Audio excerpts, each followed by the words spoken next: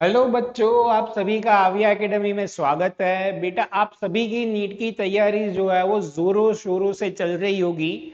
हम आपके लिए नीट के प्रीवियस 10 इयर्स के सारे ही पीवाईक्यूज चैप्टर वाइज कवर कर रहे हैं।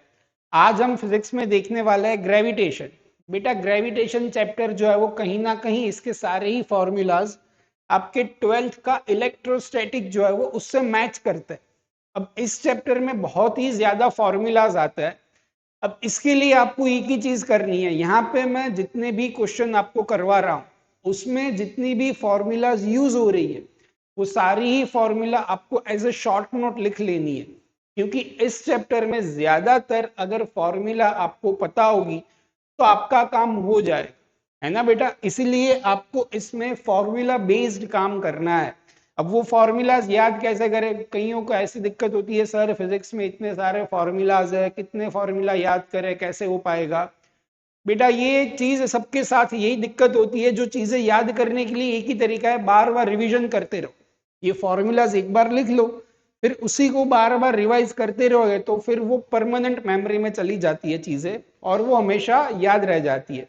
क्योंकि एग्जाम में तो दिक्कत तो ये भी है कि एक साथ इतने सारे क्वेश्चन है तो इतने सारे फॉर्मूला तुरंत, मतलब with in a fraction of second आपको याद आ जाना चाहिए। तभी आप कैलकुलेशन कर पाओगे, तभी आप फिर क्वेश्चन को ढंग से अटेम्प्ट कर पाओगे। इसीलिए इस चैप्टर में फॉर्मूला का इंपॉर्टेंस बहुत ज्यादा है। इसलिए आप साथ में हर एक क्वेश्चन में जितने भी फॉर्मूलाज है वो साथ में करते जाना। एक और चीज, इसकी जो भी पीडीएफ है वो व्हाट्सएप ग्रुप में आपको मिल जाएगी। व्हाट्सएप ग्रुप की लिंक जो है वो बेटा डिस्क्रिप्शन बॉक्स में है। और आपको कहीं पर भी अगर दिक्कत हो रही है ग्रेविटेशन में या फिर फिजिक्स के किसी भी चैप्टर के किसी भी टॉपिक में, आपको ज्यादा प्रॉब्लम हो रही है, तो बेटा आप व्हाट्सएप से हमें कनेक्ट कर लेना। मैं आपको पूरी तरीके से हेल्प करूंगा। ठीक है, चलो आगे बढ़ते हैं। First question is the escape velocity for the earth is v, a planet having 9 times the mass of earth and 16 times that of radius is 16 times that of earth, then we have to find the escape velocity. हमें दिया है एक planet है, mass of planet is 9 times the mass of Earth and 16 times the radius of earth. Radius of that planet is 16 times the radius of earth. तो हमें निकालना है कि ये जो नया प्लेनेट है उसकी एस्केप वेलोसिटी कितनी होगी। बेटा, एस्केप वेलोसिटी का फॉर्मूला आपको याद होना चाहिए। एस्केप वेलोसिटी का फॉर्मूला है under root 2g m/r। Capital G is gravitational constant, m is mass of planet. अगर अर्थ की बात कर रहा है तो अर्थ का मास, और रेडियस जो है वो भी अर्थ की। अगर कोई दूसरे प्लेनेट की बात करेंगे तो दूसरे प्लेनेट का मास और उसकी रेडियस। अब हम जो बात कर रहे हैं वो नए प्लेनेट की मास एंड रेडियस दोनों हमें दी है। तो अगर प्लेनेट की मैं बात करूं तो ये 2 as it is, g as it is, mass of planet is 9 times the mass of Earth and radius of planet is 16 times the radius of earth। यहां से क्या हो जाएगा देखो, 9 divide by 16 as it is, ये बचा 2 g m/r।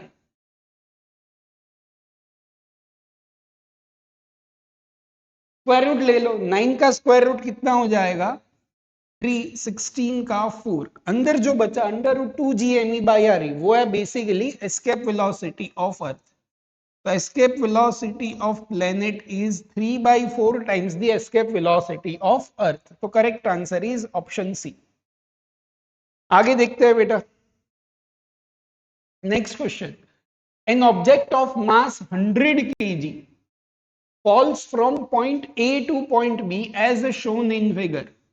हमारे पास एक ऑब्जेक्ट है जिसका मास है 100 kg, वो पॉइंट ए से पॉइंट बी तक पहुंच रहा है।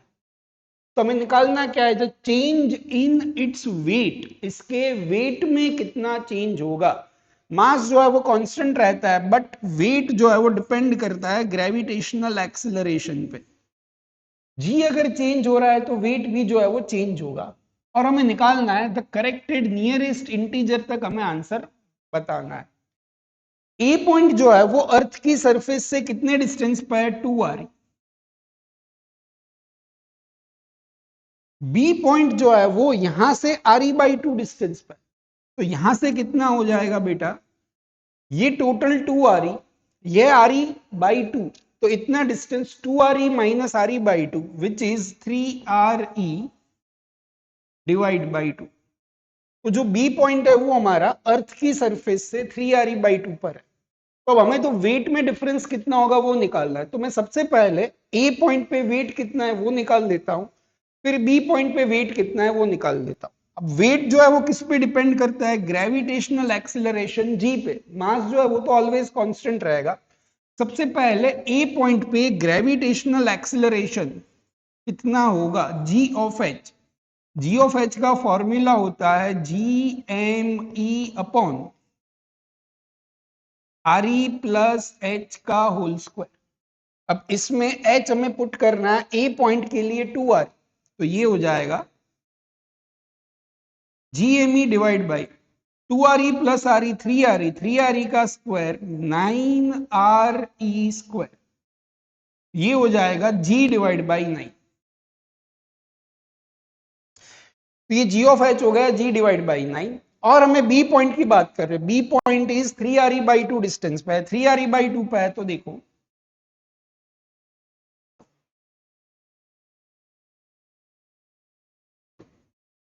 RE प्लस यहां पे होगा 3RE डिवाइड बाई 2 का स्क्वायर, तो ये हो जाएगा GME, RE प्लस 3RE/2, ये हो जाएगा 5RE डिवाइड बाई 2 का स्क्वायर, ये हो जाएगा 2 square 4 GME divide by RE square, और ये 5 का स्क्वायर हो जाएगा 25।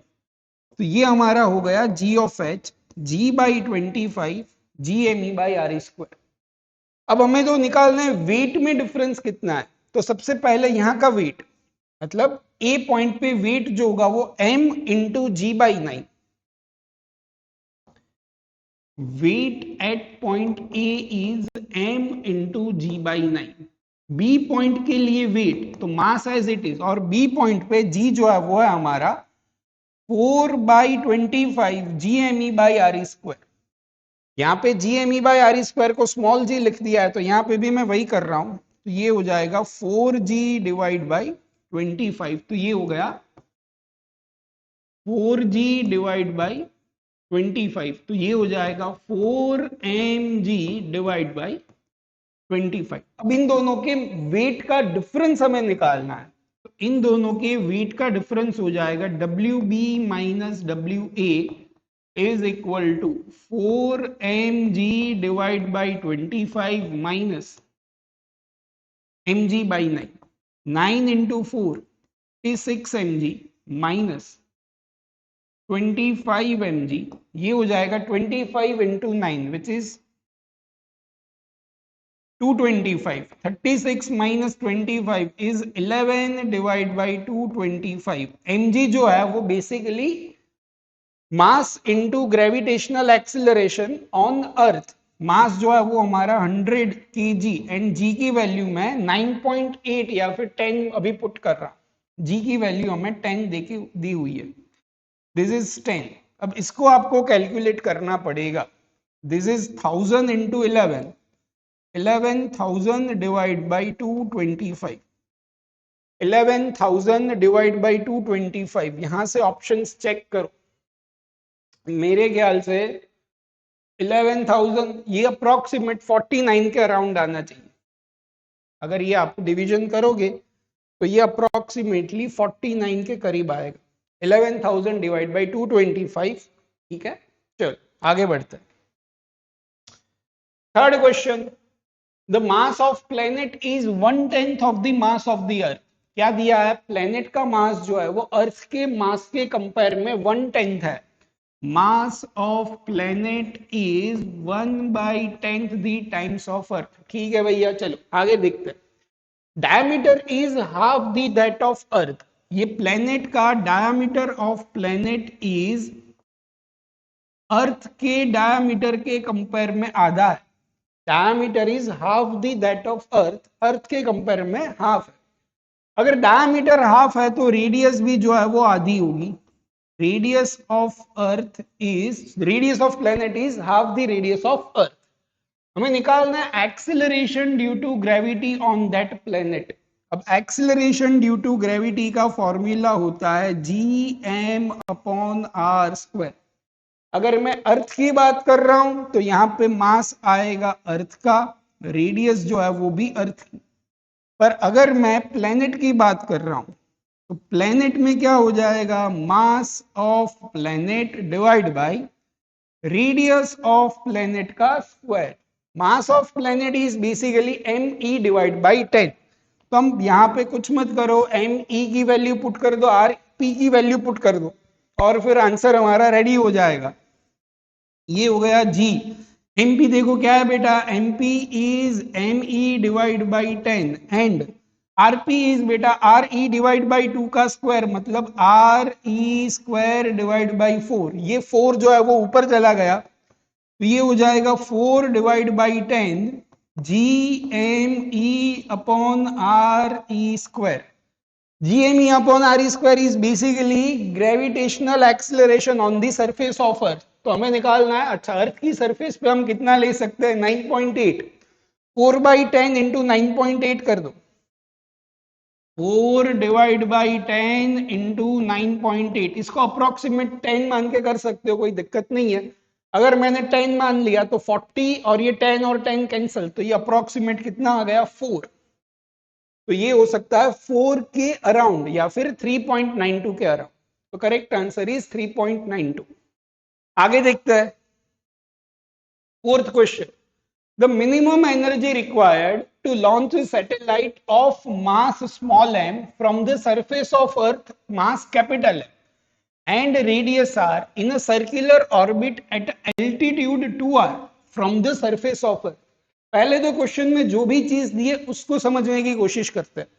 हमें दिया है कि एक सैटेलाइट है जिसका मास स्मॉल m है, mass of satellite is small m,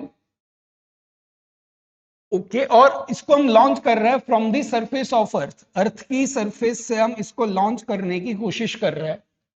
जो अर्थ है उसका मास है capital M and radius of earth is capital R। हमें निकालना है इसको हमें कहां पे भेजना है, at altitude 2r from the surface of earth. Earth की सरफेस से 2r एल्टीट्यूड पे हमें भेजना है। तो हमें निकालना क्या है, मिनिमम एनर्जी रिक्वायर्ड, कितनी मिनिमम एनर्जी चाहिए जिसकी वजह से इस सैटेलाइट को मैं अर्थ की सरफेस से कहां तक पहुंचा दूं, इस वाले पॉइंट पे। मैं यहां पे नाम दे देता हूं, point A and point B. This is point A, this is point B. अब ये यहां से यहां तक हमें पहुंचाना है तो यहां पे जाके इसकी वेलोसिटी हो जाएगी 0। अब यहां से यहां तक क्या करो, energy conservation, energy conservation between points A and B. तो now we will do the energy conservation between point A and point B. Energy at point A, तो ए पॉइंट पे ग्रेविटी की वजह से, अर्थ की ग्रेविटी की वजह से ग्रेविटेशनल पोटेंशियल एनर्जी ये हो जाएगी GMM अपॉन R प्लस, यहां से इसे हम एनर्जी से यहां से ऊपर लॉन्च कर रहे हैं तो हमें एनर्जी तो निकालनी है। तो यहां से लॉन्च करने की जो एनर्जी होगी वो एनर्जी काइनेटिक एनर्जी, या फिर उस एनर्जी को मैंने E कह दिया। बी पॉइंट पे जब पहुंचेंगे तब इसकी काइनेटिक एनर्जी 0 हो जाएगी क्योंकि हमको इस यहां से यहां तक ही सिर्फ पहुंचाना है। तो इस पॉइंट पे काइनेटिक एनर्जी 0, पर यहाँ पे पोटेंशियल एनर्जी होगी। अर्थ के सेंटर से ये टोटल 3r डिस्टेंस पे है, तो बी पॉइंट पे पोटेंशियल एनर्जी हो जाएगी GMM अपॉन ये डिस्टेंस हो गया 3r। अब इसको यहां से यहां पे सिंप्लीफाई कर दो तो क्या हो जाएगा, energy is equal to -GMM divide by 3r, और ये यहां से यहां पे आ गया तो क्या हो गया, प्लस GMM अपॉन R। अब कुछ मत करो, इसको सिंप्लीफाई कर दो, GMM अपॉन R बाहर कॉमन ले लो, क्या बचा, -1/3 + 1, विच इज 2/3, तो आंसर हो जाएगा 2 GMM upon 3R। 2 GMM upon 3R correct answer हो जाएगा ऑप्शन बी। कैलकुलेशन थोड़ी आप स्पीड में कर सकते हो, कैलकुलेशन एरर भी नहीं करनी और स्पीड भी एक्यूरेट करनी है, दोनों चीजें आपको प्रैक्टिस करोगे तभी हो पाएगा। आगे बढ़ते हैं, चल। To bodies of mass m and 9m, यहाँ पे दो बॉडीज, एक का मास है m, दूसरे का 9m, they are placed at a distance r, इन दोनों के बीच का डिस्टेंस r है। The gravitational potential on a line joining the bodies where gravitational field is equal to 0, इन दोनों की वजह से जिस पॉइंट पे ग्रेविटेशनल फील्ड 0 हो रहा है, वो ग्रेविटेशनल फील्ड जहां पे 0 हो रहा है वहां पे ग्रेविटेशनल पोटेंशियल कितना होगा, ये हमें निकालना है। देखो यहां पे ऐसा कुछ हमें दिया है, two bodies of mass m and 9m, they are placed at a distance r। The gravitational potential, अब पहले तो ये देखना पड़ेगा कि कहां पर ग्रेविटेशनल फील्ड 0 हो रही है। अब जब भी ऐसे कोई क्वेश्चन आ रहा है तब बेटा ग्रेविटेशनल फील्ड जो है वो इन दोनों के बीच वाले पॉइंट पे कहीं ना कहीं 0 होगी। मैं मान लेता हूं कि यहां पे P पॉइंट पे ग्रेविटेशनल फील्ड 0। अब क्या होगा, यहां से ये डिस्टेंस मान लो x के जितना, यहां से ये डिस्टेंस मान लो टोटल r, ये x, तो ये हो गया r माइनस एक्स। मतलब m मास से मैंने मान लिया x डिस्टेंस और 9m से मान लिया r माइनस एक्स डिस्टेंस, जहां पर ग्रेविटेशनल फील्ड जो है वो 0 हो रही है। तो इस P पॉइंट पे इसकी वजह से और इसकी वजह से, दोनों की वजह से ग्रेविटेशनल फील्ड अगर लिखे तो कैसे लिखेंगे, देखो इसकी वजह से ग्रेविटेशनल फील्ड I को हम लिख सकते हैं GM upon R square. Gravitational field का या फिर ग्रेविटेशनल इंटेंसिटी का फॉर्मूला होता है GM बाई आर स्क्वायर। इसकी वजह से ग्रेविटेशनल इंटेंसिटी जो होगी वो लिखेंगे G into small m upon x का स्क्वायर, और इसकी वजह से लिखेंगे minus G9 into m upon r minus X का स्क्वायर इक्वल टू 0। ये दोनों ही मास इस P पॉइंट पे कुछ अट्रैक्टिव फोर्स लगाने की कोशिश करेंगे, इसलिए डायरेक्शन ऑपोजिट होगी, इसलिए यहां पे मैंने माइनस करा। अब इसको सिंप्लीफाई करो बेटा। सिंप्लीफाई कैसे करेंगे, GM जो है वो कांस्टेंट है, तो दोनों में से G और M को कॉमन निकाल के बाहर लेकर 0 हो जाएगा, तो यहां पे बचेगा GM निकल गया, क्या बचा 1 डिवाइड बाई एक्स स्क्वायर। ये माइनस को राइट साइड पे लेके गए, GM तो निकल गया, तो 9 divide by R minus X का स्क्वायर। स्क्वायर रूट ले लो दोनों साइड पे, एक्स स्क्वायर का स्क्वायर रूट हो जाएगा एक्स, और यहां पे 9 का 3 आर माइनस एक्स के स्क्वायर का आर माइनस एक्स, 9 का हो गया 3 आर माइनस एक्स के स्क्वायर का हो जाएगा R minus X. Cross multiplication, R minus X equal to 3x, then r is equal to 4x, x is equal to r by 4। x की value कितनी मिली बेटा, r by 4। इसका मतलब है कि यहां से r by 4 और यहां से r minus r by 4 which is 3r by 4, तो यहां से 3r by 4 डिस्टेंस मिला, यहां से r by 4 डिस्टेंस मिला। अब तो हमें क्या करना है, इस पॉइंट P पॉइंट पे ग्रेविटेशनल पोटेंशियल कितना होगा। अब ग्रेविटेशनल पोटेंशियल होता है बेटा minus GM upon R. Gravitational potential का फॉर्मूला होता है माइनस GM अपॉन आर। अब हमें दोनों की वजह से ग्रेविटेशनल पोटेंशियल लिखना है, तो फर्स्ट का मास है m और x इज r बाई 4, तो ये हो जाएगा minus GM upon r by 4। इसके लिए हो जाएगा माइनस G इंटू 9m और डिस्टेंस इज 3r बाई 4। यहां से r बाई 4 है तो यहां से हो जाएगा 3r बाई 4, तो ये हो गया minus G into 9m divide by 3r by 4। अब इसको करो कैलकुलेट, यहां से ये हो जाएगा minus 4GM upon r minus 9 into 4 36GM upon 3r। LCM ले लो बेटा, एलसीएम क्या मिलेगा, एलसीएम इज 3r, 3r से यहां पे मल्टीप्लाई कर दे तो ये हो जाएगा 12 minus 12 minus 36 minus 48 GM upon 3R, तो ये मिलना चाहिए 16 माइनस 16 GM बाई आर। ऐसा ऑप्शन अच्छा दिख रहा है। चलो माइनस 16 GM बाई आर, मतलब अपनी कैलकुलेशन सही है, सारी चीजें सही है। इसमें कौन से इंपॉर्टेंट फॉर्मूला था? एक इंपॉर्टेंट फॉर्मूला था gravitational intensity which is GM upon R square and gravitational potential which is minus GM upon R. ये दोनों ही फॉर्मूला आपकी शॉर्ट नोट्स में लिखने पड़ेंगे, तभी जाके आप इसको अच्छे तरीके से याद कर पाओगे। बेटा इसमें एक ही तरीका है, नीट में फिजिक्स में अच्छे स्कोर करने का एक ही तरीका है। फर्स्ट एंड फॉरमोस्ट इज आपको सारे के सारे फॉर्मूलाज याद होने चाहिए, एंड सेकंड थिंग इज इसी फॉर्मूला में जो कैलकुलेशन कर रहे हैं वो कैलकुलेशन विदाउट एरर और अच्छे तरीके से करनी पड़ेगी। बाकी इसमें कोई ऐसे लंबी कैलकुलेशन होगी या फिर कोई लंबा फॉर्मूला लगेगा या फिर लंबे कॉन्सेप्ट्स लगेंगे, ऐसा कुछ नहीं होता। एक ही कॉन्सेप्ट होता है जिसको बार बार रिपीटेशन में पूछे जाता है। और फिर भी आपको कहीं पर भी ऐसा लग रहा है कि ये बहुत ही टफ है, ये चैप्टर नहीं हो रहा हमारे से, ये टॉपिक हमारे से नहीं हो रहा, आपको बिल्कुल भी टेंशन लेने की जरूरत नहीं है। आप बस जो व्हाट्सएप ग्रुप है उसमें जुड़ जाओ, वहां पर हमें एक मैसेज कर दो कि sir I need this topic, I want to revise this chapter, then I will definitely try to help you as soon as possible. आपको किसी भी प्रकार का टेंशन लेने की जरूरत नहीं है।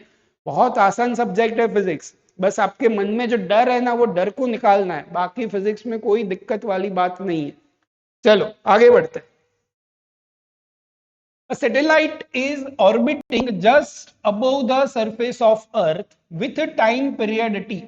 एक सैटेलाइट है वो अर्थ की सरफेस के ऊपर t टाइम पीरियड से मूव कर रहा है। If d is the density of Earth and capital G is the universal gravitational constant, the quantity 3 pi divide by gt, ये quantity 3 pi divide by GD क्या represent कर रहा है? इसमें capital G is gravitational constant and D is the density of earth. अब हमारे पास formula है बेटा, फॉर्मूला क्या है? T square is equal to 4 pi square upon GM into R cube. किसी भी सैटेलाइट जब ये अर्थ के अराउंड या फिर किसी भी प्लेनेट के अराउंड किसी भी सैटेलाइट जब मूव कर रहा है तो उसके टाइम पीरियड की फॉर्मूला इस तरीके से मिलती है।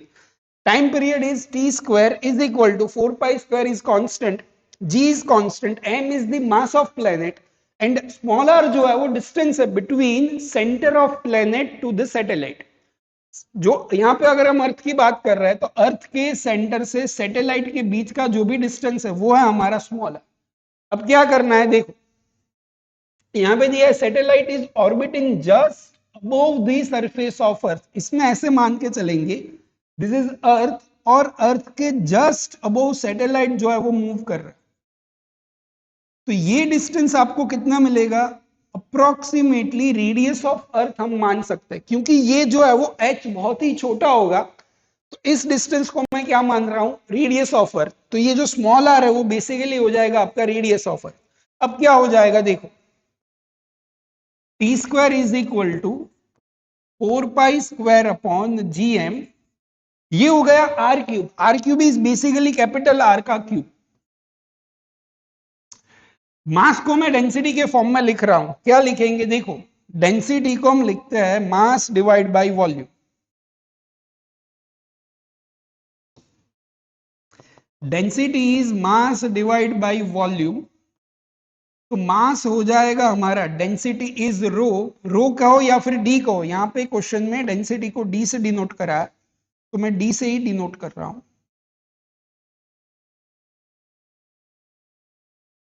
D into 4/3 pi R cube, तो ये मास को हम लिख सकते हैं D into 4/3 pi R cube.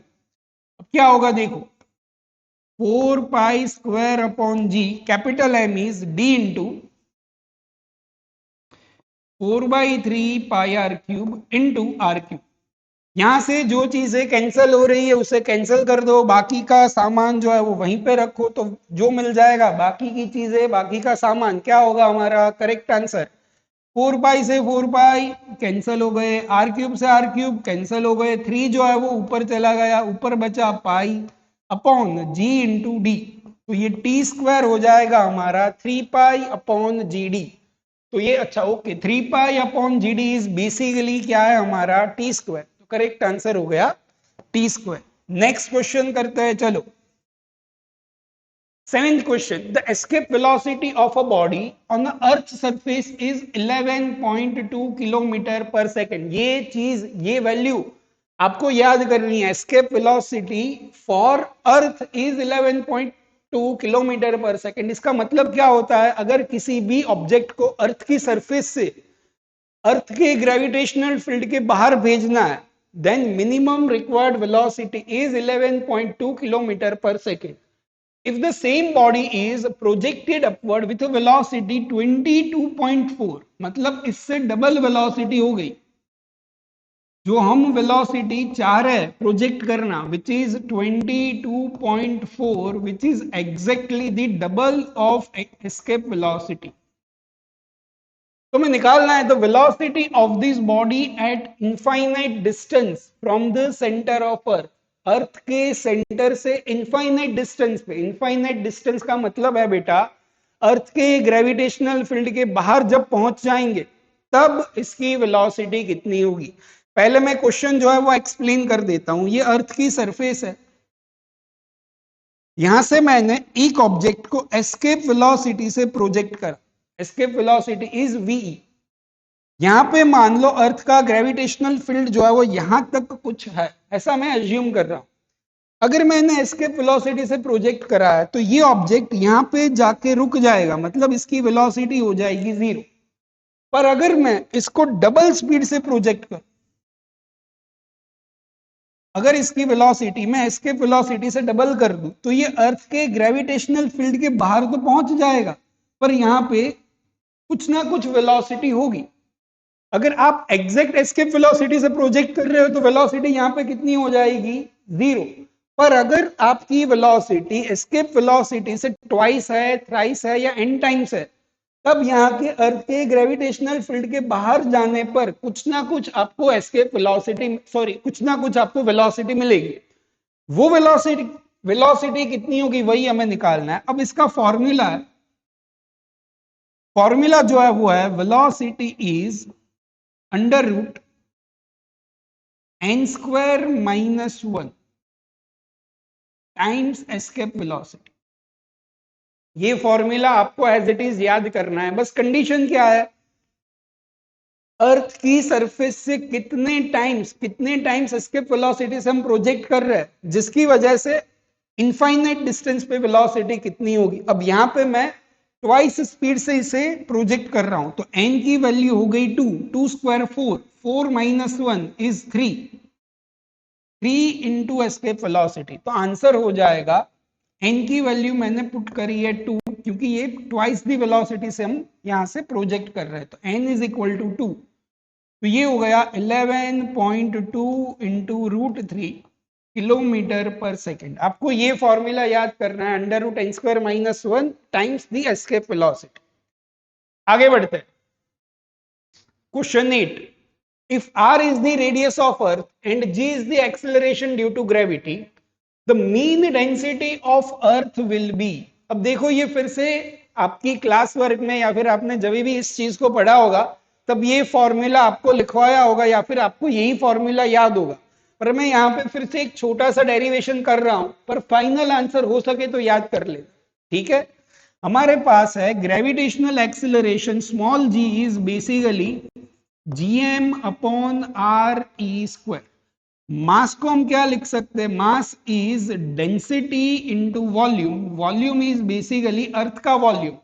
Earth is a solid sphere, तो इसका वॉल्यूम हो जाएगा 4/3 पाई r³ divide by r² r² cancel, यहां पर हो जाएगा 4 पाई g divide by 3 into r। तो ये है हमारा स्मॉल g। अब आपको तो क्या चाहिए, the mean density of earth. ये डेंसिटी आपको चाहिए, तो यहां से मैं क्या कर रहा हूं, डेंसिटी को एक साइड में रखो, बाकी को दूसरी साइड पे भेज दो। तो डेंसिटी आपको क्या मिलेगी बेटा, 3 इंटू जी। 3g डिवाइड बाय ये 4 pi capital G divide by RE, 4 pi capital G divide by RE। देख लो इसमें से कहां पे मैच कर रहे हैं। 3g divide by 4 pi GRE, option C. तो ये हो गया हमारा correct answer, 3g divide by 4 pi GRE। आगे बढ़ते हैं, चलो नाइन्थ क्वेश्चन।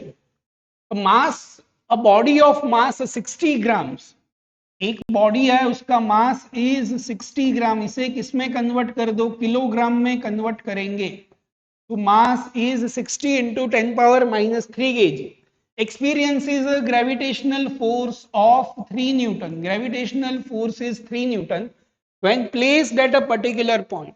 तो हमें क्या निकालना है, ग्रेविटेशनल फील्ड इंटेंसिटी, हमें चाहिए ग्रेविटेशनल फील्ड इंटेंसिटी। अगर आपको इलेक्ट्रिक फील्ड इंटेंसिटी याद है बेटा, इलेक्ट्रिक फील्ड इंटेंसिटी होती थी F is equal sorry E is equal to force divide by charge Q. Electric field intensity होती थी E is equal to F divide by charge. यहां पर ग्रेविटेशनल फील्ड इंटेंसिटी होती है I is equal to gravitational force divide by mass. क्या होगा, gravitational force divide by mass. अब यहां पर gravitational force is 3 newton and mass is 60 into 10 power minus 3। 10 power minus 3 को ऊपर ले जाएंगे तो हो जाएगा 3000, 3000 डिवाइड बाई 60, तो I think answer should be 50 kilogram, sorry 50 newton पर किलोग्राम। तो आंसर मिलना चाहिए 50 न्यूटन पर किलोग्राम, ये जीरो तो नहीं आएगा, answer is 50 newton per KG. Same as it is, जो इलेक्ट्रोस्टैटिक के फॉर्मूला है उसी को यहाँ पे हम इंप्लीमेंट कर सकते हैं, बस चेंज इतना है, वहां पे जो कुलम्स कांस्टेंट है यहाँ पे आएगा ग्रेविटेशनल कांस्टेंट, वहां पे जहां पे इलेक्ट्रिक चार्ज आते थे यहाँ पे आ जाएगा मास। बस इतनी चीज अगर आपने सिंक्रोनाइज कर ली तो इलेक्ट्रोस्टैटिक एंड ग्रेविटेशन सेम ही लगेगा, कोई डिफरेंस नहीं है बेटा, बहुत ही सेम टू सेम चीजें चलती है। Next question, 10th question. अच्छा ओके, बहुत ही सिंपल बेटा, ये देख के आपके मुंह में पानी आ जाना चाहिए कि ये तो बहुत ही सिंपल चीजें है डायमेंशनल फॉर्मूला पे।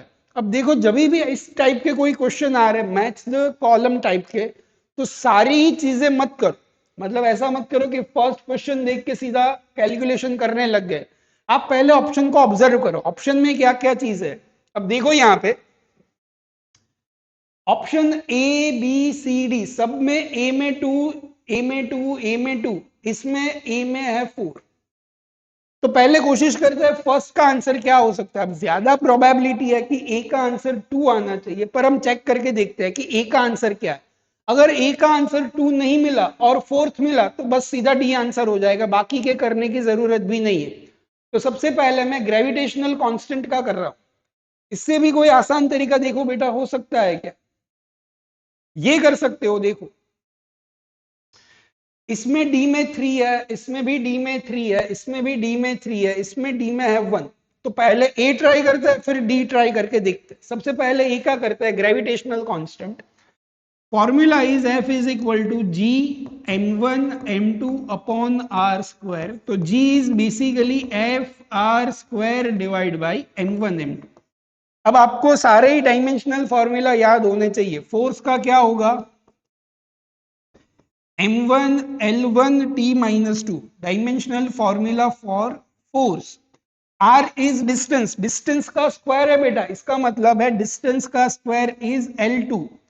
m1 m2 which is basically m2, यहां से कैलकुलेट कर दो तो g का डायमेंशनल फॉर्मूला m की पावर कितनी मिल गई -1, l की पावर मिल गई 3, t की पावर -2, m की -1, l की 3, t की -2, m की -1। हाँ तो ये सेकंड से मैच हो रहा है, तो वो तो हमें आइडिया था ही कि फर्स्ट में आंसर जो है वो सेकंड वाला होना चाहिए। तो ये ऑप्शन तो पॉसिबल नहीं है, ये ऑप्शन हमारा हो नहीं सकता। अब नेक्स्ट में देखो, अब बी में देखो, तो बी में इसमें 1 दिया है, इसमें IV मतलब फोर्स दिया है, इसमें भी फोर्स दिया है। यूनिक ऑप्शन देखने की कोशिश करो, अब इसको तो देखना ही नहीं है, ये तो कैंसल ही है। सी में क्या है, IV है, I है और 3 है। अब देखो सी वाला जो है वो अपने काम के है, क्योंकि ये हो सकता है या तो ये हो सकता है या तो ये, अगर तीन में से किसी एक को ही आपने सॉल्व कर लिया तो आपका आंसर सीधा मिल जाएगा। Third is gravitational potential. अब ग्रेविटेशनल पोटेंशियल का डायमेंशनल फॉर्मूला कैसे मिलेगा? Gravitational potential is basically minus GM upon R. G का डायमेंशनल फॉर्मूला है एम की पावर -1, एल की पावर 3, टी की पावर -2। ये हो जाएगा m1 divide by L1। m1 m-1 cancel, L3 L1 L1 cancel, तो ये हो गया L2 t की पावर -2। तो ये correct answer is L2 t power -2। L2 t power -2 ये फर्स्ट वाले में। अब देखो फर्स्ट वाला कौन सा है? अच्छा यही है, नहीं सॉरी सी में फर्स्ट है ना, हाँ सी में फर्स्ट ये रहा, ए में सेकंड और सी में फर्स्ट, ये दो ही करने की जरूरत थी, सेकंड एंड फोर्थ चेक करने की भी जरूरत नहीं थी। अगर किसी ने डायरेक्ट देख लिया होता कि सी में ही सिर्फ मिसमैच है, सी में ही, अच्छा सी में यहाँ पे भी कंफ्यूजन हो सकता था। तो मैं बस ये कहना चाह रहा हूं, जब मैच द फॉलोइंग टाइप के क्वेश्चन है तब आंख बंद करके सारे करने मत लगो, just observe the options, option में क्या डिसिमिलरिटी है बस उसी को चेक करो, बाकी तो अपने आप हो जाएंगे। अगर इन दोनों में आपको कॉन्फिडेंस है कि ये दोनों मैंने सही करे हुए, तो फिर आपको बाकी के ऑप्शन चेक करने की भी जरूरत नहीं है, करेक्ट आंसर मिल जाए। ठीक है, चल now we are moving on to next question.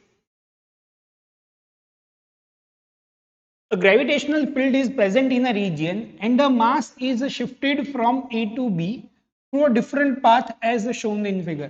यहाँ पे एक मास को पॉइंट ए से लेकर पॉइंट बी पर हम लेकर जा रहे हैं थ्रू 3 डिफरेंट पाथ्स। ये फर्स्ट पाथ, ये second path and third path. इन तीनों पाथ पर लेके जाने के लिए जो वर्क डन है वो वर्क डन दिया है W1 W2 W3, और ये work done is done by gravitational force. तो इन तीनों पाथ पर लेकर जाने में जो वर्क डन हुआ होगा वो वर्क डन पे हमें कमेंट करना है। अब हमें ये पता है कि जो ये ग्रेविटेशनल फोर्स है वो कंजर्वेटिव फोर्स है।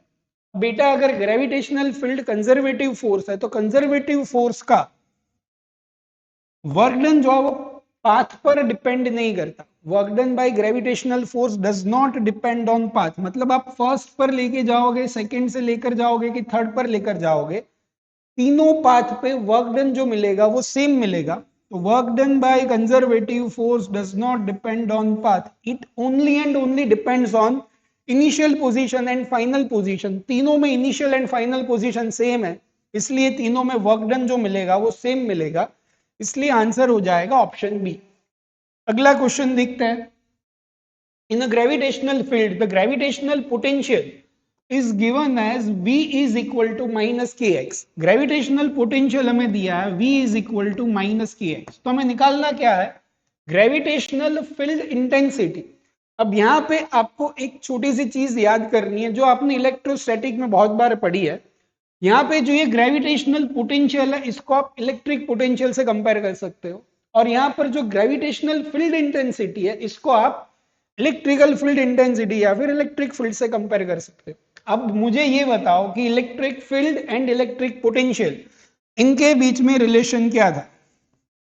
Electric field E is equal to minus dV upon dr या फिर del V upon del r, ऐसा रिलेशन था। यहां पर भी सेम ही है, यहां पे भी क्या हो जाएगा, इंटेंसिटी I या फिर ग्रेविटेशनल पोटेंशियल V का अगर मैं डिफरेंशिएशन करूंगा तो मुझे क्या मिल जाएगी, ग्रेविटेशनल इंटेंसिटी। पोटेंशियल का डिफरेंशिएशन करने पर इंटेंसिटी मिल जाएगी। यहां पे भी आपको डिफरेंशिएशन करना है, डिफरेंशिएशन करने पर क्या हो जाएगा, minus del V upon del R, potential is minus K upon X. तो ये हो जाएगा, ये माइनस एंड माइनस तो प्लस, के बाहर, 1 अपॉन एक्स का डिफरेंशिएशन, ये हो जाएगा माइनस 1 अपॉन एक्स स्क्वायर। तो ये इंटेंसिटी आपकी हो जाएगी minus K upon x square. और हमें पूछ दिया पॉइंट इज 2,0,3, तो एक्स कोऑर्डिनेट कितना है, 2, एक्स कोऑर्डिनेट इज 2, तो इंटेंसिटी हो जाएगी माइनस के डिवाइड बाई 4। तो आंसर हो जाएगा माइनस के डिवाइड बाई 4। आगे देखते हैं। नेक्स्ट क्वेश्चन बहुत ही सिंपल क्वेश्चन है बेटा, आसान से आसान क्वेश्चन है, फॉर्मूला बेस्ड क्वेश्चन है। क्या दिया है देखो, a ratio of Coulomb's electrostatic force to the gravitational force between electron and a proton। Electron and proton के बीच में electrostatic force and gravitational force की बात कर रहे हैं। The ratio of the proportionality constant k की वैल्यू है 1/4πε0 एंड ग्रेविटेशनल कांस्टेंट g। तो हमें पूछा है कि हमसे क्वेश्चन में पूछा है कि क्या पूछा है हमको, अच्छा, रेशियो ऑफ प्रोपोर्शनलिटी कांस्टेंट के एंड जी, इनका रेशियो क्या होगा, वो रेशियो के बारे में हमें इंफॉर्मेशन चाहिए।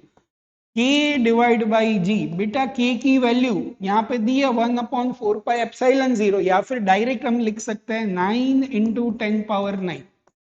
g is a gravitational constant, बेटा g की वैल्यू क्या होती है 6.67 × 10⁻11। यहाँ का 9 डिवाइड बाई 6.67 से हमें मतलब नहीं है, हमें पावर से मतलब है। यहाँ पे 10⁻9 10⁻11 ऊपर, तो ये हो जाएगी 10⁻20। तो k बाई जी का रेशियो हो जाएगा 10⁻20। आगे देखते हैं, the escape velocity from the earth surface is v। अर्थ की सरफेस से एस्केप वेलोसिटी जो है वो है v। The escape velocity from the surface of the another planet having a radius is 4 times that of Earth। Radius of a planet is 4 times the radius of Earth and same mass density। Density जो है वो same है, अर्थ की जितनी density है उतनी ही density उस planet की है। तो हमें निकालना है कि जो ये प्लेनेट है वो प्लेनेट की एस्केप वेलोसिटी कितनी होने वाली है, एस्केप वेलोसिटी ऑफ प्लेनेट। अब एस्केप वेलोसिटी का फॉर्मूला आपको याद होना चाहिए बेटा। एस्केप वेलोसिटी का फॉर्मूला क्या था, VE is equal to √2gme/re। अगर अर्थ के लिए लिख रहा है तो मास of earth and radius of अर्थ यहां पर आएगा। अब इसको मैं डेंसिटी के फॉर्म में लिख रहा हूं, तो क्या हो जाएगा 2g एज इट इज, मास तो हम लिखेंगे density into volume of earth which is 4/3πr³ divide by R. एक आर कैंसिल, तो क्या हो जाएगा 8π G rho R square divide by 3। तो एस्केप वेलोसिटी हमारी हो जाएगी 8π G rho R E square divide by 3। अब हमें क्वेश्चन में दिया है कि जो रेडियस है वो 4 टाइम्स है, मतलब रेडियस जो है वो चेंज हो रही है, पर मास डेंसिटी जो है वो चेंज नहीं हो रही। कैपिटल जी कांस्टेंट है, पाई कांस्टेंट है, 8/3 कांस्टेंट है। तो ये escape velocity is directly proportional to R E square का square root. Escape velocity is directly proportional to R E square का square root. Escape velocity directly proportional to radius. अब जो planet है उसकी रेडियस 4 टाइम्स है, तो escape velocity भी कितनी होनी चाहिए 4 टाइम्स। तो जो एस्केप वेलोसिटी होगी वो अर्थ से 4 टाइम्स होनी चाहिए। So correct answer is option D. Next question देखते हैं। चलो, बहुत ही सिंपल से फॉर्मूला बेस्ड क्वेश्चन आ रहा है, बस आपको कैलकुलेशन साथ में करते जाना है। यहाँ पे जो भी क्वेश्चन आ रहा है उसको पहले आप पॉज करो, पॉज करके इसको देखो, फिर खुद से सॉल्व करने की कोशिश करो। तब आंसर अगर मैच नहीं हो रहा तब जाके इसका सॉल्यूशन देखना है। और इसमें कहीं पे भी दिक्कत हो रही है कि इस तरीके के क्वेश्चन आपसे हो ही नहीं रहे, इसको आपको ज्यादा प्रैक्टिस के लिए क्वेश्चन चाहिए, तो बेटा आपको बिना कुछ सोचे सिर्फ जो व्हाट्सएप ग्रुप है उसमें ज्वाइन हो जाओ और वहां पर आप मैसेज कर दो, मैं पक्का आपकी हेल्प करूंगा। चलो next question, a particle of mass m is projected with this velocity, v is equal to kve। v is escape velocity and k is less than 1 from the surface of earth। the maximum height above the surface reached by particle। यहां पे ये अर्थ है, अर्थ की surface से हमने किसी भी particle को प्रोजेक्ट कराया with velocity v is equal to kve। अब ये एस्केप वेलोसिटी से कम वेलोसिटी है क्योंकि k की वैल्यू लेस देन 1 है। तो ये पार्टिकल जहां मैक्सिमम हाइट पे पहुंच रहा है वो maximum height above the surface reached by particle, ये मैक्सिमम हाइट कितनी होगी, ये हाइट हमें निकालनी है। अब पहले तो सोच के ये बताओ, अगर पार्टिकल मैक्सिमम हाइट पे पहुंच गया तो इस इंस्टेंट पे इसकी फाइनल वेलोसिटी कितनी होनी चाहिए? तो फाइनल वेलोसिटी तो हो जाएगी बेटा 0, क्योंकि वहां पे वो मोमेंटरीली और 1 सेकंड या फिर इस एक इंस्टेंट के लिए वहां पे वो रेस्ट पे होगा, तो फाइनल वेलोसिटी 0। अब यहाँ पे मैं 2 पॉइंट ले लेता हूं, एक तो अर्थ की सरफेस पर और ये मैक्सिमम हाइट पर। ये ए और बी के बीच में मैं एनर्जी कंजर्वेशन यूज कर रहा हूं, energy conservation between points A and B. A point की बात करते हैं, ए पॉइंट पे जो वेलोसिटी है वहां से काइनेटिक एनर्जी मिलेगी, which is 1/2 mv²। V square is k²v² plus यहां पर इसकी कुछ ना कुछ पोटेंशियल एनर्जी होगी, potential energy will be minus GMEM upon RE, क्योंकि ये जो है वो अर्थ की सरफेस पर है। जहां पे ये मैक्सिमम हाइट पे है वहां पे वेलोसिटी 0, वेलोसिटी 0 का मतलब क्या हो गया, काइनेटिक एनर्जी इज 0, और पोटेंशियल एनर्जी बेटा, potential energy is minus GMEM upon RE plus H। अब यहां से हम कैलकुलेशन कर रहे हैं, क्या हो जाएगा, v², जो हमारी एस्केप वेलोसिटी है उसका फॉर्मूला मैं लिख रहा हूं, देखो क्या हो जाएगा, mk²/2, mk² डिवाइड बाई 2, यहां पे हो जाएगा वीई का स्क्वायर, एस्केप वेलोसिटी का स्क्वायर, एस्केप वेलोसिटी का स्क्वायर हो जाएगा 2gme upon are, 2gme upon are. फिर क्या होगा देखो, minus GMEM upon R as it is, minus GMEM upon R as it is equal to minus GMEM upon R plus H, minus GMEM upon RE plus H. अब यहां से GMEM cancel हो गए, तो क्या बचा देखो, 2 से 2 भी कैंसिल, यहां पे बचा k² divide by RE minus 1 upon RE is equal to minus 1 upon RE plus H. अब इसको सिंप्लीफाई करना है, सिंप्लीफाई आप खुद से भी कर सकते हो, पर मैं फिर भी यहाँ पे आपको करके दिखाता हूँ। यहाँ पे इन दोनों में से कॉमन निकल जाएगा 1 अपॉन RE, यहाँ पे बचा k² माइनस 1, यहाँ पे ये हो गया minus 1 upon RE plus H, ये माइनस को यहाँ पे भेज दो, ये RE को क्रॉस मल्टीप्लाई कर दो, ये हो गया minus 1 upon k², RE multiply कर दिया, RE upon RE plus H. हमें तो क्या निकालना है, हाइट, मैक्सिमम हाइट कितनी होगी, ये एच की वैल्यू निकालनी है। अब फिर से क्या कर दो, अच्छा इसको मैं और सिंप्लीफाई करता हूं, देखो किस तरीके से, इसको तो एज इट इज रखो, 1 minus k² as it is. अब ये जो न्यूमरेटर में आ रही उसको नीचे मैं लिख रहा हूं, तो ये RE डिवाइड बाई RE 1 हो जाएगा, 1 प्लस H बाई RE हो जाएगा, तो यहां पे ये हो जाएगा 1 प्लस H अपॉन RE, फिर से क्रॉस मल्टीप्लाई कर दो, H upon RE 1 upon 1 minus k², LCM या फिर अब सिंप्लीफाई करना है बेटा, आप खुद से भी कर सकते हो, 1 अपॉन 1 माइनस k² माइनस 1, यहां से फिर से एलसीएम ले लोगे तो 1 and 1 cancel, minus and minus k² plus 1 minus k², RE से फिर से मल्टीप्लाई कर दो, तो आंसर मिलना चाहिए H is equal to k² into RE upon 1 minus k²। Correct answer is k² RE upon 1 minus k²। ये होना चाहिए यहाँ पे, इस तरीके से होना चाहिए, k² R upon 1 minus k²। बाकी के कोई ऑप्शन मैच नहीं हो रहे, इसमें भी टाइपिंग एरर है, इस तरीके एक्चुअल पेपर में एरर नहीं था, यहाँ पे कुछ ना कुछ शायद टाइपिंग की एरर है, इसलिए आंसर ये इस तरीके से आया। नेक्स्ट देखते हैं बेटा आगे, question 16th, a body weighs 72 newton on the surface of earth, earth की सरफेस पर वेट जो है वो है 72 newton, what is the gravitational force on it at a height equal to half the radius of earth, earth की radius से आधी height पर, यह हमारी अर्थ,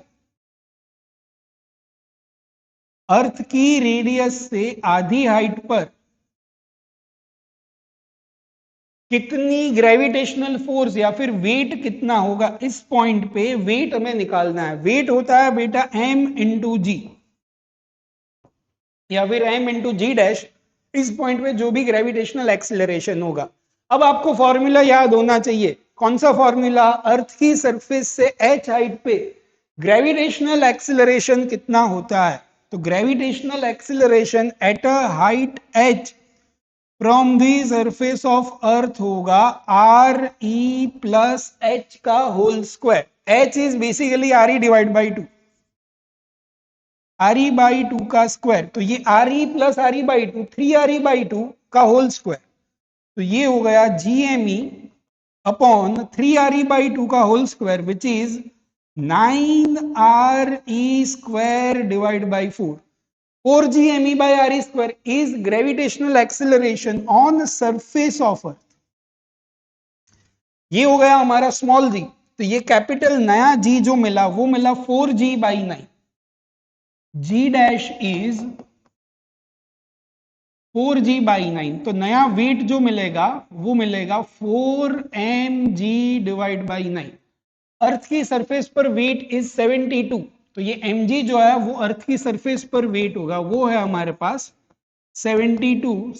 9 8 जा 72 और 4 8 जा 32, तो करेक्ट आंसर हो जाएगा 32 Newton.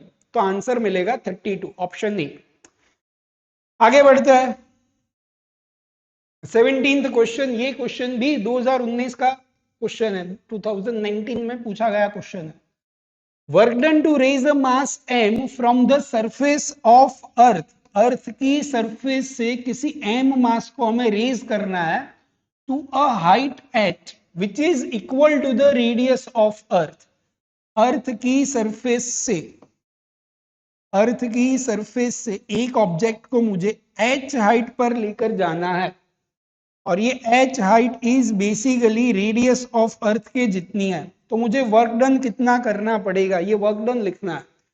Work done by external force बेटा होता है चेंज इन पोटेंशियल एनर्जी।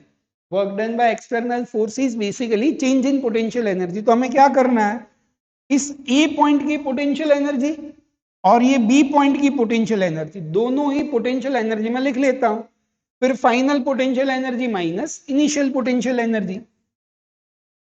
तो पहले तो ये लिखवाओ, final potential energy at point B, B point is at a height of R E from the surface of earth. तो अर्थ के centre से डिस्टेंस कितना हो जाएगा बेटा, 2 RE। तो ये फाइनल पोटेंशियल एनर्जी हो गई GMEM अपॉन 2 RE, और अर्थ की सरफेस से हो जाएगी GMEM अपॉन R। फिर change in potential energy, change in potential energy is U2 minus U1। तो ये वर्क डन हो जाएगा final potential energy minus initial potential energy minus GMEM upon 2 RE minus GMEM upon 2 RE minus क्या हो जाएगा, minus GMEM upon RE। इनमें से फिर से माइनस माइनस प्लस और इसको कॉमन निकाल दो, कॉमन निकल जाएगा minus GMEM upon RE common, क्या बचा -1/2, ये माइनस माइनस प्लस, -1/2 प्लस 1 क्या हो जाएगा +1/2 which is GMEM upon 2 RE। अब हमारे ऑप्शन से एक बार चेक करो, ऑप्शन में क्या दिया है। Option is in terms of small G. Small G के टर्म्स में हमारे सारे ऑप्शन है। स्मॉल जी बेटा क्या होता है, अर्थ की सरफेस पर ग्रेविटेशनल एक्सिलरेशन, ये होता है GME अपॉन RE²। तो ये अर्थ की सरफेस पे हो जाएगा GME/RE²। तो यहां पे हमें GME/RE तो दिख रहा है, तो मैं क्या करूं, सिंपल है सर, RE से मल्टीप्लाई करके RE से डिवाइड कर दो, तो ये GME/RE² हो जाएगा स्मॉल जी, ये हो जाएगा M small G RE divide by 2। तो आंसर हो जाएगा mgr/2। करेक्ट आंसर हो जाएगा mgr डिवाइड बाई 2। आगे बढ़ते हैं a body weighs 200 newton on a surface of earth, earth की सरफेस पे ऑब्जेक्ट का मास जो है वो 200 न्यूटन है। How much it will weight halfway down the centre of earth, earth के सेंटर से, अच्छा अर्थ की सरफेस से हमें रेडियस से आधे डिस्टेंस पे जाना है। बेसिकली ऐसा कुछ है, यहां पे हमारी अर्थ का सेंटर, सरफेस से कितनी डेप्थ पे जाना है, depth is R E divide by 2, तो यहां पे कितना इसका वेट होगा। अब आपको ये पता होना चाहिए, क्या पता होना चाहिए सर, आपको ये पता होना चाहिए कि अर्थ की सरफेस से डी डेप्थ पे ग्रेविटेशनल एक्सिलरेशन किस तरीके से चेंज होता है। जी ऑफ डी होता है G into 1 minus D upon R E. Depth के साथ ग्रेविटेशनल एक्सिलरेशन में क्या चेंज होता है उसका फॉर्मूला ये है। अब देखो यहां से जी एज इट इज, डी जो है वो हमारी डेप्थ है, depth is R E divide by 2, यहां पे आर ई, आर ई से आर ई कैंसिल हो गया, अब क्या बचा 1 माइनस 1/2 विच इज 1/2, तो ये डेप्थ पे हमारा ग्रेविटेशनल एक्सिलरेशन मिल गया g/2। अब अगर थोड़ा भी सोचोगे, ग्रेविटेशनल एक्सिलरेशन आधा हो रहा है तो वेट भी कितना होना चाहिए, आधा। सरफेस पे अगर 200 है तो डी डेप्थ पे जो हो जाएगा इसका आधा, मतलब कि 100 न्यूटन, तो करेक्ट आंसर हो जाएगा 100 न्यूटन। आगे देखते हैं, the time period of a geostationary satellite, geostationary satellite किसे कहते हैं, ऐसा सैटेलाइट जो अर्थ की सरफेस से अगर हम देखेंगे तो हमें वो स्टेशनरी दिख रहा है। स्टेशनरी का मतलब है कि अर्थ का टाइम पीरियड अगर 24 आवर्स है तो ये सैटेलाइट का टाइम पीरियड भी कितना होना चाहिए, 24 आवर। मतलब अर्थ जैसे रोटेट कर रही है वैसे ही वो सैटेलाइट अगर रोटेट करेगा तो अर्थ के सरफेस में वो हमें स्टेशनरी दिखेंगे। अगर अर्थ के सरफेस में जो सैटेलाइट हमें स्टेशनरी दिखते हैं उसको हम क्या कहते हैं, जियो स्टेशनरी सैटेलाइट। अब उसका यहाँ पे क्या जरूरत है सर, देखो क्वेश्चन में दिया है कि जियो स्टेशनरी सैटेलाइट है, उसका टाइम पीरियड जो है वो 24 आवर, ये फिक्स होता है क्वेश्चन में हमें दिया हुआ एट अ हाइट 6 आर, ये भी फिक्स होता है बेटा। Geostationary satellites are always at a height of 6 RE from the surface of Earth. The time period of another satellite whose height is 2.5 RE from the surface. एक और satellite है जो अर्थ की सरफेस से कितने डिस्टेंस पर है, 2.5 RE, तो उसका टाइम पीरियड कितना होगा। सैटेलाइट के टाइम पीरियड की फॉर्मूला होती है T² is equal to 4π² upon GME into RQ। तो ये टाइम पीरियड जो है वो रेडियस के टाइम पीरियड का स्क्वायर जो है वो रेडियस के क्यूब के डायरेक्ट प्रोपोर्शन में चेंज होता है।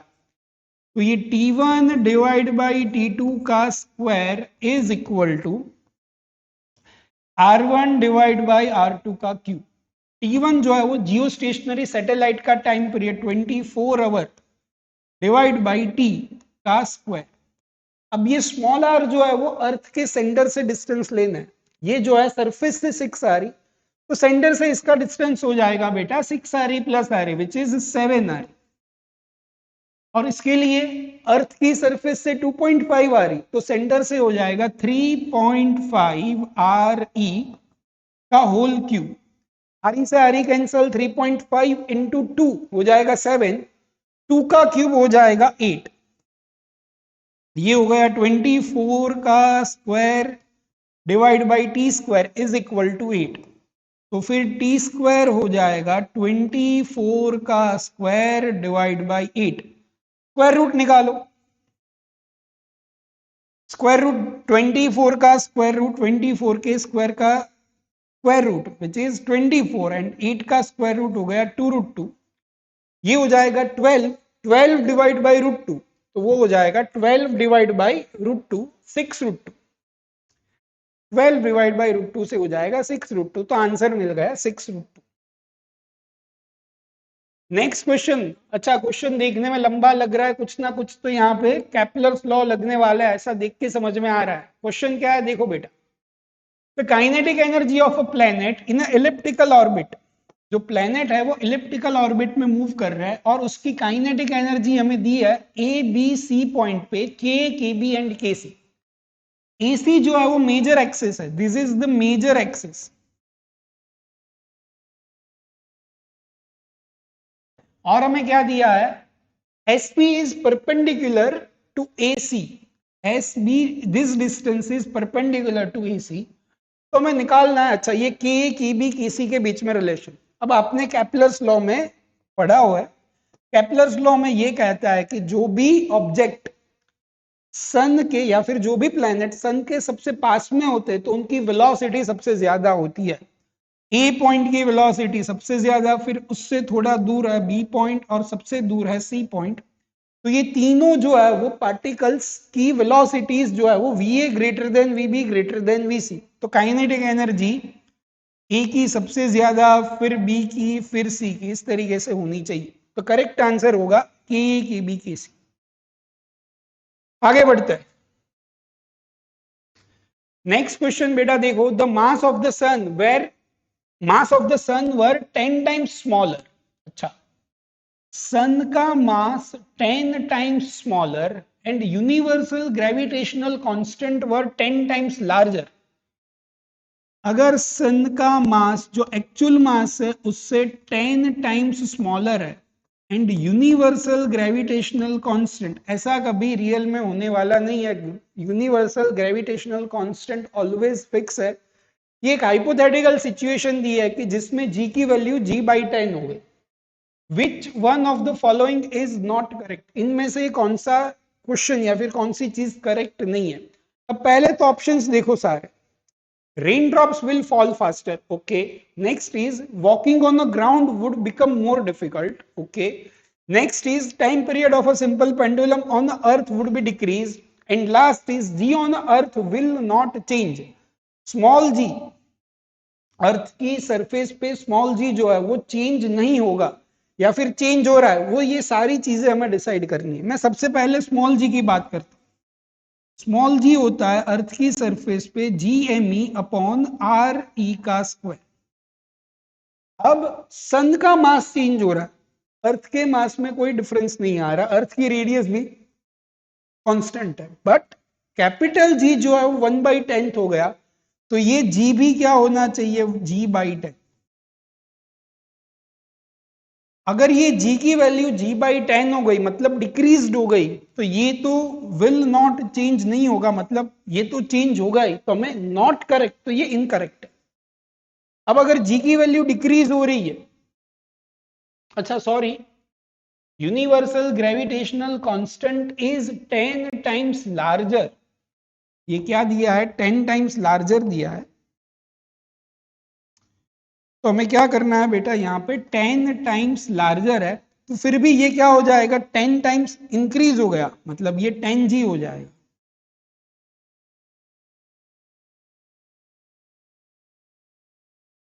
अब ये ग्रेविटी तो चेंज तो हो रही है, तो आंसर तो यही रहेगा, पर इस बाकी के ऑप्शंस भी देख लो एक बार। Rain drops will fall faster, क्योंकि ग्रेविटी बढ़ गई तो रेन ड्रॉप जो है वो फास्टर फॉल होंगे। Walking on road becomes more difficult, gravity बढ़ गई है तो वॉक करने में भी डिफिकल्टी होगी, ये भी करेक्ट है, ये भी करेक्ट है। Time period of a simple pendulum, simple pendulum का टाइम पीरियड होता है t equal to 2π√L upon g. अगर g 10 टाइम्स बढ़ रहा है तो टाइम पीरियड डिक्रीज होगा, तो ये डिक्रीज ही लिखा है, तो ये भी सही है। तो incorrect option is option D, तो हमारा सही आंसर हो जाएगा ऑप्शन डी। आगे बढ़ते हैं, question, the acceleration due to gravity at a height 1 kilometre above the surface of earth is same that of earth then as a depth d below the surface. मतलब earth की surface से 1 kilometre height पे जो g की value है, उतनी ही g की value कितनी डेप्थ पे होगी ये निकालना है। अब हाइट के साथ g में वेरिएशन हम लिखते हैं g into 1 - 2h upon R ई। जब h की वैल्यू बहुत ही छोटी होती है, यहाँ पे 1 किलोमीटर है, तब हम हाइट का फॉर्मूला ये यूज कर सकते हैं। और डेप्थ होती है g of d, g into 1 - d/r। अब इसमें h जो है वो हमारा 1 किलोमीटर है, इसको हम यहाँ पे इन दोनों को कंपेयर करते हैं। इन दोनों को कंपेयर करेंगे तो क्या हो जाएगा,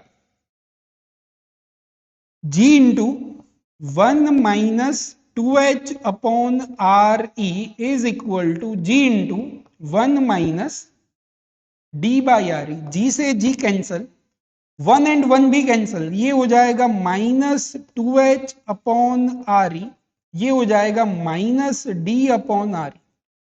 minus and minus cancel, R E से आर ई कैंसल, तो यहां से हो जाएगा 2h इक्वल टू डी। तो ये d हो गया 2 into H, H is 1 kilometre, तो d हो जाएगा 2 किलोमीटर। तो d is equal to 2 kilometre. आगे देखते हैं 23। The astronauts are floating in a gravitational free space. बेटा एस्ट्रोनॉट अगर ग्रेविटेशनल फ्री स्पेस है, आपने सुना होगा जब भी कोई भी स्पेस शिप में अर्थ की एटमॉस्फेयर के बाहर जाते हैं तो वहां पे ग्रेविटेशनल फोर्स एग्जिस्ट नहीं करता। After having lost contact with the spaceship से भी उनका कॉन्टेक्ट नहीं रहा, then this too will be. अगर कोई एस्ट्रोनॉट ग्रेविटेशनल फ्री स्पेस में घूम रहा है और उनका स्पेसशिप से अब कोई कांटेक्ट नहीं रहा, तो उनके साथ क्या हो सकता है? They will move towards each other, move away from each other, they will become stationary और they will keep floating at a same distance between them. अगर दो एस्ट्रोनॉट एक दूसरे से किसी डिस्टेंस पर है तो उनपे ऑलवेज ग्रेविटेशनल अट्रैक्टिव फोर्स तो लगता ही है। अगर ग्रेविटेशनल अट्रैक्टिव फोर्स लगेगा तो ये दोनों एक दूसरे के पास में आते जाएंगे धीरे धीरे धीरे धीरे। तो आंसर हो जाएगा दे will move towards each other, क्योंकि इन पे लगेगा gravitational attractive force. 24. At what height from the surface of Earth the gravitational potential and the value of G? Gravitational potential is this, value of G is this. Take the radius of Earth as a 6400 kilometre. हमें दिया है gravitational potential minus 5.4 into 10 power 7 joule per kg and दिया है small g which is 6 metre per second square. और ये हमें कहां पे दिया है? What height from the surface of earth, earth की सरफेस से कितनी हाइट पे पोटेंशियल एंड जी की वैल्यू इतनी होगी। अब आपको फॉर्मूले याद होने चाहिए। देखो ग्रेविटेशनल पोटेंशियल का फॉर्मूला होगा minus G M upon small R को आप लिख सकते हो R E plus H. Earth की सरफेस से एच हाइट पे जी की फॉर्मूला होती है g upon 1 plus H by R E का स्क्वायर। दोनों की वैल्यूज हमारे पास है। स्मॉल जी को मैं लिख सकता हूं g M E upon R E का square 1 plus H upon R E का स्क्वायर। जी की वैल्यू है 6, बी की वैल्यू है माइनस 5.4। इन दोनों का मैं रेशियो ले लेता हूं, v divide by G. Ratio लेने पर हो जाएगा v डिवाइड बाई जी। देखो यहां पे v is minus 5.4 into 10 power 7, v is minus 5.4 into 10 power 7। g की जो वैल्यू है वो है 6। फॉर्मूला देखो, v का फॉर्मूला जो है वो है minus G M by small R. v का फॉर्मूला है minus G M divide by small R and g का फॉर्मूला है जी M E by R E square 1 plus H by R. G M E by R E square 1 plus H upon R E का square. यहां से जो चीज cancel हो रही है उसे कैंसिल कर दो, जी एम ई कैंसिल, ये जो स्मॉल आर है इसको हम, और ये माइनस से माइनस भी कैंसिल। यहां से 5.4 डिवाइड बाई 6 कितना हो जाएगा? 0.9 इंटू 10 पावर 7। अब देखो यहां से ये नीचे से ऊपर चला गया, ये हो जाएगा आर ई का square 1 plus H upon R E का square divide by small are. Small are जो है वो अर्थ के सेंटर से डिस्टेंस है, तो अर्थ के सेंटर से डिस्टेंस स्मॉल आर को भी हम लिख सकते हैं आर ई प्लस एच। अब यहां से थोड़ा सिंप्लीफाई करना है। सिंप्लीफाई कैसे करेंगे? देखो R E square as it is, यहाँ पे है 1 plus H upon R E का होल स्क्वायर। इनमें से भी आर ई कॉमन ले लो, तो यहाँ पे बचेगा 1 प्लस एच अपॉन आर ई। ये एक 1 plus H by R E cancel, एक यहाँ से आर ई भी कैंसल, तो क्या बचा R E into 1 plus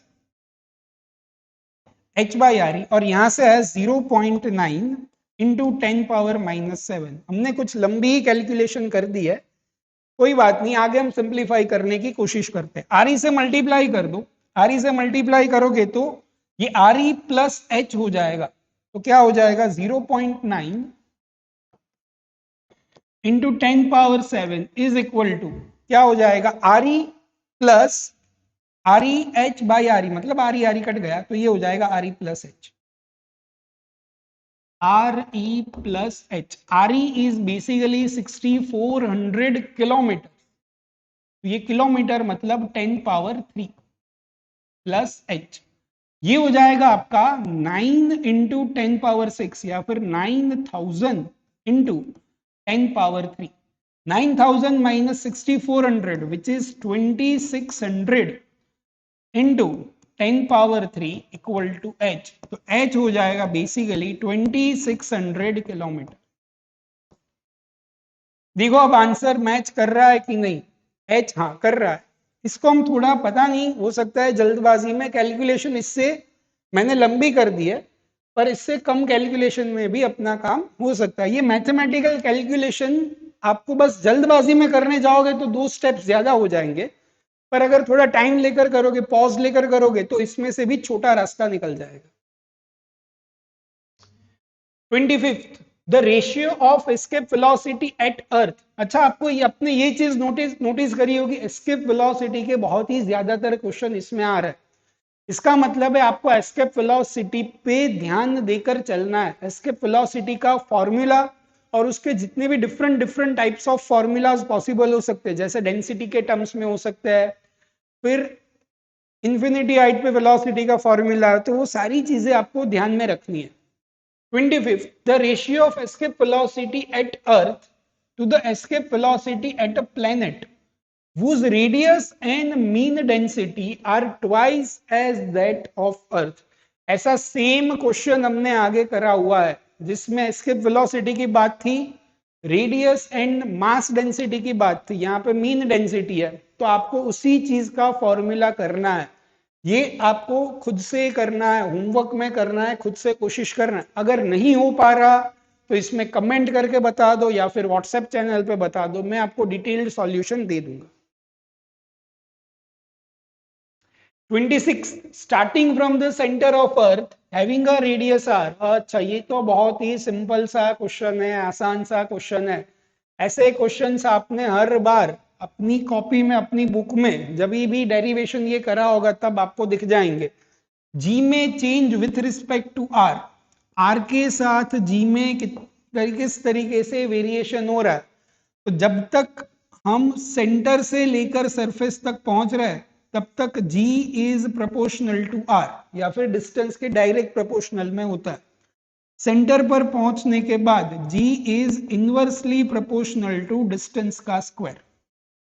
gravitational acceleration जो होगा वो डिस्टेंस के स्क्वायर के इनवर्स प्रोपोर्शन में चेंज होगा, तो ये जी वर्सेस आर का ग्राफ जो है वो इस तरीके से मिलेगा, तो इसमें से होगा option B. Next 27, a satellite of mass m is orbiting the earth of a radius r at a height h from its surface. The total energy of satellite in terms of g naught, the value of acceleration due to gravity. हमें निकालनी है satellite की total energy in terms of G naught. G naught के terms में हमें बेटा total energy निकालनी है। तब आपको क्वेश्चन हो रहा होगा कि इसमें तो क्या दिक्कत है, इसमें क्या प्रॉब्लम है। बस कोई प्रॉब्लम नहीं है, कोई दिक्कत नहीं है बेटा, इसमें बस आपको फॉर्मूला जो है उसको यूज करना है और वैल्यूज पुट करनी है। सबसे पहले तो सैटेलाइट की टोटल एनर्जी जो होती है सैटेलाइट की, वो होती है potential energy plus kinetic energy. Potential energy हो जाएगी -Gm upon small R. Kinetic energy होती है बेटा 1/2 जी एम अपॉन आर या फिर स्मॉल आर। तो टोटल एनर्जी होती है हमारी जी एम अपॉन 2r। इसको एज अ फॉर्मूला भी आप याद कर सकते हो, आपने ये डेरिवेशन भी करा होगा। Total energy of a satellite is G M by 2r। पर हमें तो आंसर चाहिए जी नॉट के टर्म्स में। जी नॉट का फॉर्मूला होता है, g naught is gravitational acceleration on surface of earth. तो ये जी नॉट हो जाएगा हमारा g M E upon R E का square. G M E upon R E का स्क्वायर या फिर आर का स्क्वायर। यहाँ पे तो सर हमें आर ई स्क्वायर कहीं पे दिख नहीं रहा, ये स्मॉल आर बेसिकली आर ही है, क्योंकि यहाँ पे जो सैटेलाइट होगा वो हम मान लेंगे कि अर्थ की सरफेस के बहुत पास में से जा रहा है। या फिर इन्होंने अच्छा यहाँ पे आर प्लस एच लिखा हुआ है, तो आर प्लस एच ही हम लिख देते हैं। तो टोटल एनर्जी हो जाएगी minus G M M upon 2 is R E plus H. अब हमें तो स्मॉल जी के लिए आर ई स्क्वायर चाहिए, तो सर क्या करें, स्मॉल जी में आर ई स्क्वायर चाहिए तो आर ई स्क्वायर से मल्टीप्लाई करके डिवाइड कर दो। अब देखो तो यहाँ पे मिल गया, कुछ दिख रहा है क्या आप लोगों को? हाँ सर दिख तो रहा है, जी M M upon R E square. G M upon R E square is small g naught, तो ये g naught small M R E square, g naught small M R square upon 2 R E plus h और आगे minus. ये सारी चीजें option B में दिख रही है, तो करेक्ट आंसर हो गया हमारा ऑप्शन बी। और किसी में तो दिख नहीं रहा ना? नहीं सर, और किसी में तो नहीं दिख रहा, तो हमारा करेक्ट आंसर है ऑप्शन बी।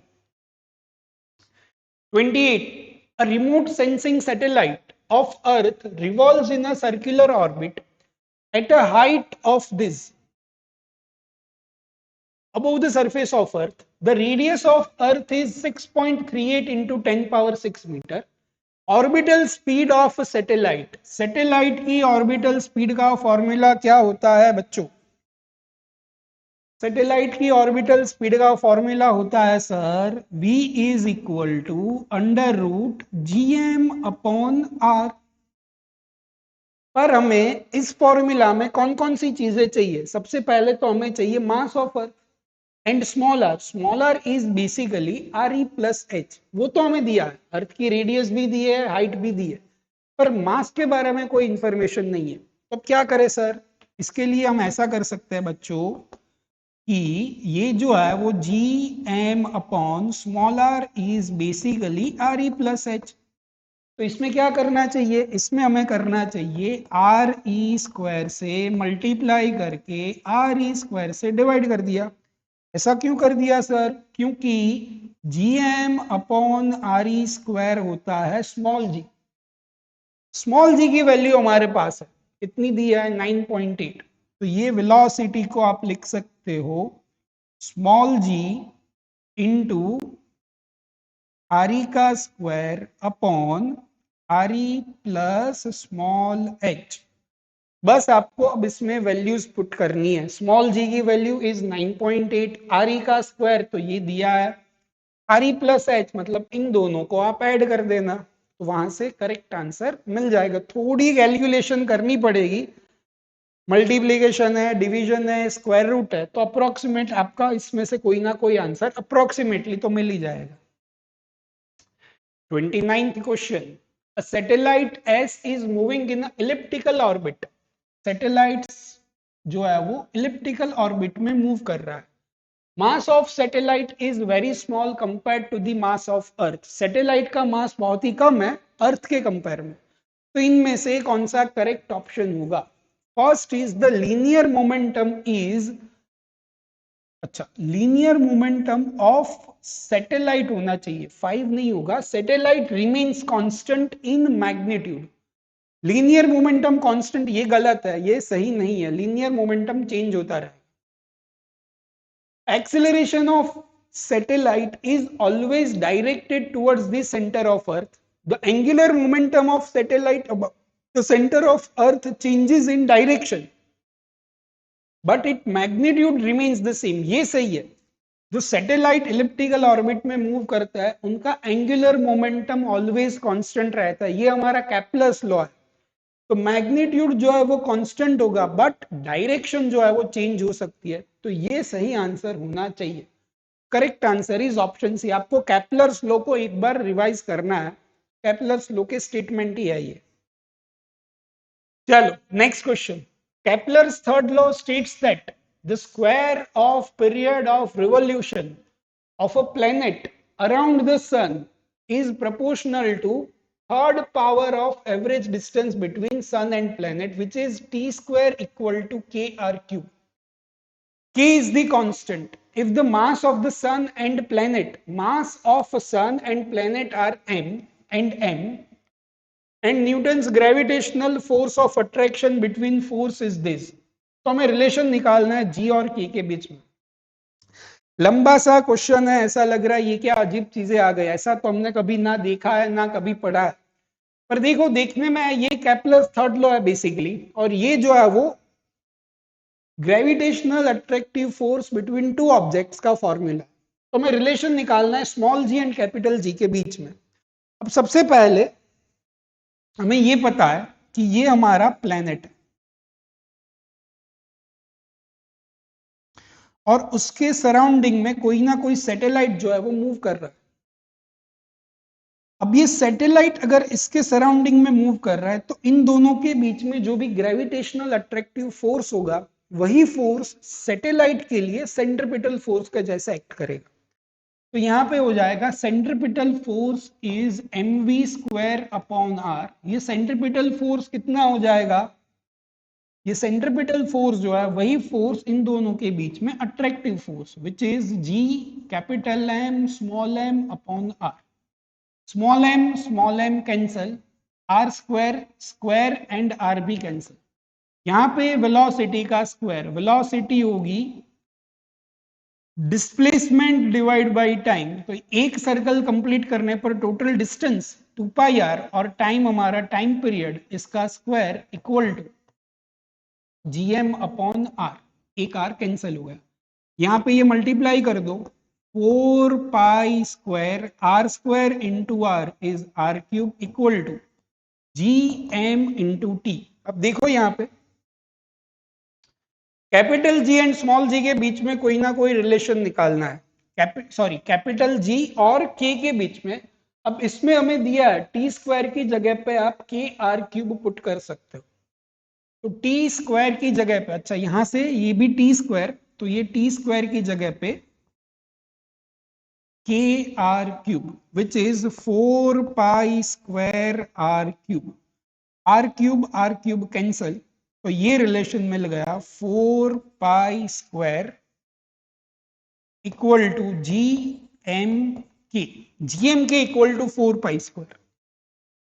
ये रहा option D, gmk equal to 4 pi square. Next question, uh two spherical bodies of mass m and 5m and radius r and 2r are released in a free space with initial separation between their centers is 12r if they are attracted each other due to gravitational force only। बेटा हमें ऐसा दिया है कि दो masses है, एक का मास है m, एक का है 5, इसकी रेडियस है r, इसकी रेडियस है 2r।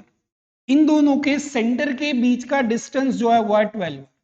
अब इनके बीच में जो ग्रेविटेशनल फोर्स लग रहा है, ये ग्रेविटेशनल फोर्स की वजह से ये अट्रैक्ट हो रहा है। तो हमें ये निकालना है कि अट्रैक्शन की वजह से ये पास में आएंगे, जब ये पास में आएंगे तब कोलाइड करेंगे, तो जो कोलिजन होगी उस टाइम पर ये स्मॉलर बॉडी ने कितना डिस्टेंस कवर करा होगा। अब देखो ये डिस्टेंस 12 आर है, इनकी सरफेस से सरफेस तक का डिस्टेंस हो जाएगा ये आर, ये 2r। तो ये r एंड 2r अगर कैंसिल कर दो तो ये दोनों के सरफेस के बीच का डिस्टेंस बचा 9r। अब क्या होगा, जब भी दो पार्टिकल ग्रेविटेशनल फोर्स की वजह से या फिर अट्रैक्टिव फोर्स की वजह से मूव कर रहे हैं, तब इनके बीच में जो भी फोर्स है वो इंटरनल फोर्स है। जब भी इंटरनल फोर्स अप्लाई होता है तब सेंटर ऑफ मास में कोई चेंज नहीं होता। तो इनका सेंटर ऑफ मास अगर मैं लिखूं RCM, m1r1 plus m2r2 divide by m1 plus m2। अब देखो यहां पे इनका सेंटर ऑफ मास जहां पर भी होगा वहां पे मैंने ओरिजिन मान लिया, तो ये क्या हो गया 0, ये हो गया m इंटू आर। यहां पे मान लो कोलाइड कर रहा है तो ये डिस्टेंस इसका मैंने मान लिया स्मॉल r, तो इतना हो जाएगा ये आर है, ये टोटल 9r है, तो ये हो जाएगा 9r माइनस स्मॉल आर। तो ये small R plus 5m into R2 is 9r minus small R, पर ये लेफ्ट हैंड साइड पर है तो उसे माइनस में लिखना पड़ेगा। तो ये होगा minus 9r minus small are. ये m1 एंड m2 तो यहाँ पे जीरो हो गए, m एंड m कॉमन निकल कर जीरो, यहाँ पे ये आ गया 5 इंटू 9r माइनस आर, और ये हो गया स्मॉल आर।